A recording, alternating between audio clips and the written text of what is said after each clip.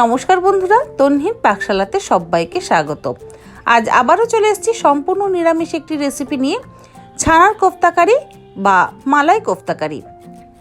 খেতে কিন্তু ভীষণই সুস্বাদু। যে কোনো নিরামিষ দিনে অতি সহজে এই ছানার কোফতাকারিটা বানিয়ে নেওয়া যায়। রুটি, পরোটা, নান, লাচ্চা পরোটা কিংবা ভাত, ফ্রাইড রাইস, পোলাও সব কিছুর সাথেই কিন্তু ভীষণই ভালো লাগে। এটি একটি রিকোয়েস্টেড ভিডিও। আমার চ্যানেলের অনেক বন্ধুরা আমাকে এই রেসিপিটি দেওয়ার জন্য অনুরোধ করেছিলেন। আসুন দেখে নেওয়া যাক আমি কিভাবে বানাই ছানার কোফতাকারি বা মালাই কোফতাকারি। মালাই কোফতাকারি বা ছানার কোফতাকারি বানাবার জন্য নিয়েছি 200 গ্রাম ছানা। ছানাটাকে প্রথমে খুব ভালো করে হাত দিয়ে মেখে নেব। এই ছানাটা আমার বাড়িতে বানানো, আপনারা চাইলে বাজারের কেনা ছানাও ব্যবহার করতে পারেন। ছানা কিভাবে নরমভাবে বাড়িতে তৈরি করা যায় সেই রেসিপিটাও আমি আপনাদের সঙ্গে একদিন শেয়ার করব। এবার দিচ্ছি 2 টেবিল চামচ ময়দা, আর দিচ্ছি 1 চা চামচ জিরে গুঁড়ো, হাফ চা চামচ ধনে গুঁড়ো, 1 চা চামচ লাল লঙ্কার গুঁড়ো, হাফ চা চামচ গরম মশলা গুঁড়ো, 4টে মিহি করে কুচিয়ে নেওয়া কাঁচা লঙ্কা, 1 টেবিল চামচ মিহি করে কুচিয়ে নেওয়া কিশমিশ, 2 টেবিল চামচ কাজু বাদামের টুকরো। কাজু আর কিশমিশটা আপনারা আপনাদের ইচ্ছে মতন দেবেন। দিচ্ছি স্বাদ অনুযায়ী লবণ, আর দিচ্ছি 2 চা চামচ চিনি। এবার সমস্ত কিছু দিয়ে খুব ভালো করে ছানাটাকে মেখে নেব।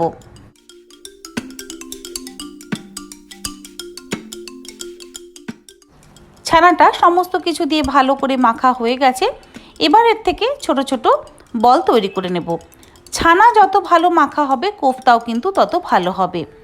আর ছানা মাখার ওপরে কিন্তু কোফতার অনেক কিছু নির্ভর করে, কারণ কোফতা ভাজার সময় অনেক সময় কোফতা ফেটে যায়, মানে ছানা তেলের মধ্যে ছড়িয়ে যায়। সেটা যাতে না হয় সেই জন্য কিন্তু মোলায়েম করে মাখতে হবে। এবার গোল গোল করে কোফতার শেপে দিয়ে নিচ্ছি। আপনারা যেরকম খুশি শেপ দিতে পারেন, চাই গোল কিংবা লম্বা। আমি গোল লম্বা দুটোই করছি, তবে লম্বাটা আমার বেশি ভালো লাগে, সেই জন্য আমি লম্বা শেপে ছানার কোফতা গড়ে নিচ্ছি। কোফতার শেপটা কেমন দেবেন সেটা সম্পূর্ণ নিজেদের উপর নির্ভর করছে। গোল কিংবা লম্বা যে কোনো শেপেরই কিন্তু আপনারা কোফতাগুলোকে তৈরি করতে পারেন। সমস্ত কোফতা আমি তৈরি করে নিয়েছি লম্বা আকারের। কড়াইতে দিয়ে দিচ্ছি হাফ কাপ পরিমাণ তেল। তেলটাকে খুব ভালো করে গরম করে নিয়ে একটা একটা করে কোফতা তেলের মধ্যে ছেড়ে দেব।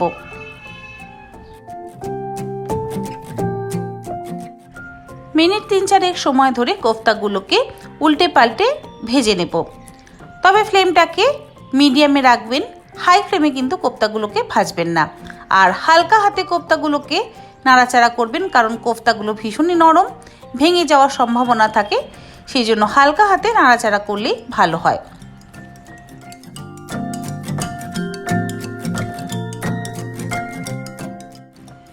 সমস্ত কোফতা ভাজা হয়ে গেছে।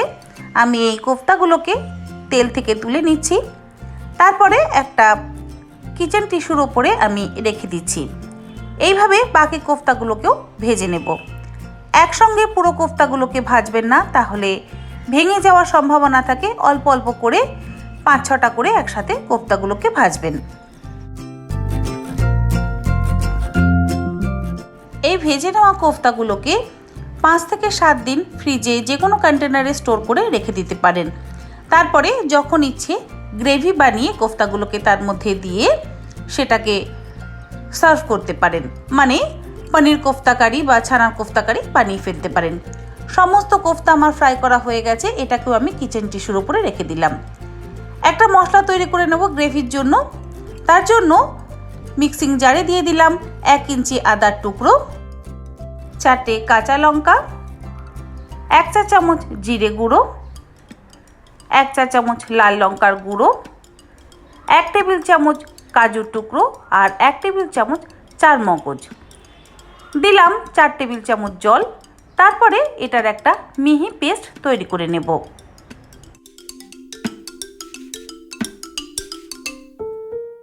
কোফতার গ্রেভির জন্য মশলার মিহি পেস্ট তৈরি হয়ে গেছে। কড়াইতে কোপ্তা ভাজার অতিরিক্ত তেল বেঁচে আছে, সেই তেলটা আমি একটা বাটির মধ্যে তুলে রেখে দিচ্ছি। গ্রেভির জন্য আমাদের 3 টেবিল চামচ তেল হলেই যথেষ্ট। তেল ভালো করে গরম হয়ে গেলে এর মধ্যে ফোড়নে দিয়ে দিচ্ছি 3টে ফাটিয়ে নেওয়া ছোটো এলাচ, 1 ইঞ্চি দারচিনি, 4টে লবঙ্গ আর 4টে গোলমরিচ। 30 থেকে 40 সেকেন্ড সময় ধরে লো টু মিডিয়াম ফ্লেমে ফোড়নটাকে একটু ভেজে নেব। ফোড়নের থেকে সুন্দর গন্ধ বেরোতে শুরু করলে এর মধ্যে দিয়ে দিচ্ছি পেস্ট করে নেওয়া মশলা। ফ্লেমটাকে এই সময় লোতে দিয়ে দিয়েছি। লো ফ্লেমে ক্রমাগত নাড়াচাড়া করে মশলাটাকে কষিয়ে নিতে হবে। মিক্সিং জারে কিছুটা মশলা বেঁচে আছে, তার মধ্যে কিছুটা পরিমাণে জল দিয়ে আমি সেই মশলাটাও দিয়ে দিলাম। খুব ভালো করে লো টু মিডিয়াম ফ্লেমে 5 থেকে 7 মিনিট ক্রমাগত নাড়াচাড়া করে মশলাটাকে কষিয়ে নিতে হবে। মশলা যত লো ফ্লেমে কষানো হবে স্বাদ কিন্তু ততই ভালো হবে। দিচ্ছি স্বাদ অনুযায়ী লবণ আর স্বাদ অনুযায়ী চিনি। লবণ আর চিনিটা অবশ্যই আপনারা আপনাদের ইচ্ছে মতন ব্যবহার করবেন। দিচ্ছি হাফ চা চামচ হলুদ গুঁড়ো। সমস্ত কিছু দিয়ে আরও 3 মিনিট সময় ধরে গ্রেভিটাকে একটু কষিয়ে নেব। দেখুন মশলা থেকে তেল ছাড়তে শুরু করে দিয়েছে, এর মানেই মশলাটা কষানো আমাদের মোটামুটি হয়েই এসেছে। মশলা কষানো হয়ে গেলেও এর মধ্যে দিয়ে দেব 1 কাপ পরিমাণ দুধ। দুধ দেওয়ার পর মশলাটাকে গ্রেভির সাথে খুব ভালো করে মিশিয়ে দেব। আপনারা চাইলে জলের ব্যবহার করতে পারেন, তবে দুধ দিলে স্বাদটা ভালো হয়। লো ফ্লেমে গ্রেভিটাকে ফুটতে দেব। 2 মিনিট ফুটে ওঠার পর এর মধ্যে দিয়ে দিচ্ছি ভেজে রাখা কোফতা। সমস্ত কোফতা দিয়ে দেওয়ার পর মিডিয়াম ফ্লেমে কোফতাগুলোকে 1 থেকে 1.5 মিনিট একটু ফুটিয়ে নেব। তারপরে এর মধ্যে দিয়ে দিচ্ছি হাফ চা চামচ গরম মশলা গুঁড়ো। আমাদের মালাই কোফতাকারি বা ছানার কোফতাকারি মোটামুটি হয়েই এসছে। ভালো মতন মিশিয়ে দিচ্ছি। ইচ্ছে হলে আপনারা এর মধ্যে ঘিয়ের ব্যবহারও করতে পারেন।